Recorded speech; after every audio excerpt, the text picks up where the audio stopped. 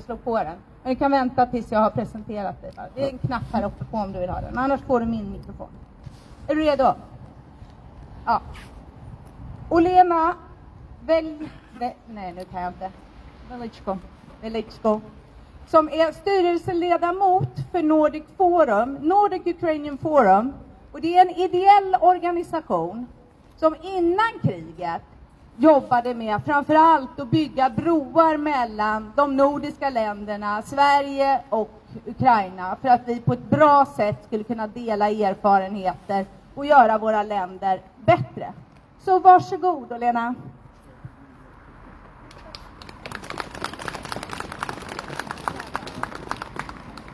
Tack så mycket för inbjudan. Om det är okej, jag kommer att prata på engelska. Det blir lite lättare för mig. Last Saturday, we had the Day of Remembrance of the victims of Holodomor. In 1932-33, 80 years ago, at least up to 4 million Ukrainians were killed by Soviets just because they were Ukrainians.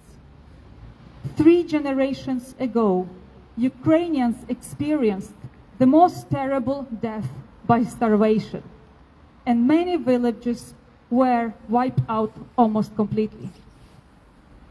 The artificial famine was planned and executed by the Soviet regime in such cruelty that it is hard to believe that such terror could happen. We, Nordic Ukraine Forum, together with Ukrainska Sällskapet i Göteborg and other Ukrainian organizations, handed over an appeal to the members of Swedish Parliament to ask them to recognize Holodomor as genocide. I hope, Matthias, you have received it. Many countries have already recognized Holodomor as genocide, and it is very important to talk about it today when Russians are again trying to wipe Ukrainians out of the map. Russians never recognized that it was planned man-made killing of Ukrainians to solve so-called Ukrainian question. Because then they would need to recognize their role in it, the role of murderers. They have never been punished, and unpunished evil leads only to greater evil, which we are experiencing today. And a part of it is sitting here next to us. Blood on your hands! Blood on your hands! Blood on your hands! Blood on your hands! Blood on your hands!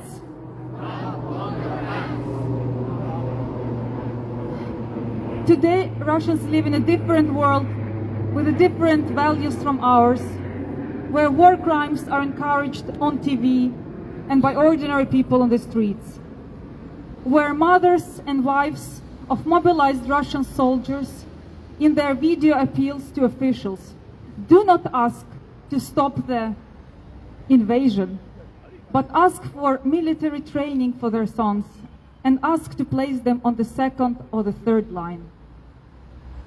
These women are not against killing Ukrainians.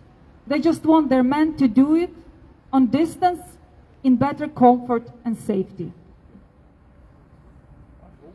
Which of course makes us very disappointed.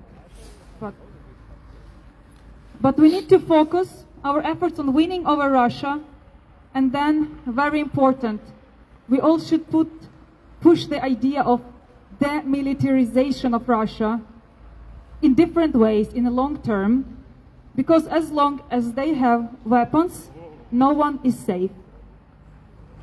We Ukrainians call for continued and timely support with military supplies so that we can take back our territories and to protect our skies and to protect our common freedom. Ukraine will win, freedom will win. Slava Ukraini!